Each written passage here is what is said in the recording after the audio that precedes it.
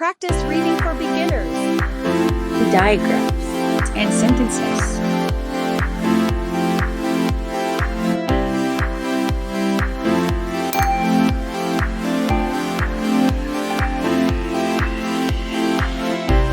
Consonant digraphs, two letters that make a single sound. N K ink ink hunk hunk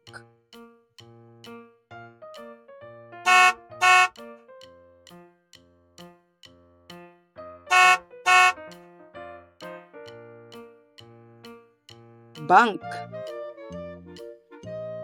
bunk bunk bunk chunk chunk chunk chunk dunk dunk dunk dunk hunk hunk hunk hunk junk junk junk junk. Can you read?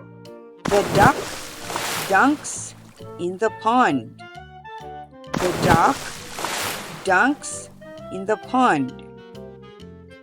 The duck dunks in the pond. Dad will honk the van. Dad will honk the van. Dad will honk the van. The lad is on top of the bunk. The lad is on top of the bunk. The lad is on top of the bunk. She thinks he did wink. She thinks he did wink.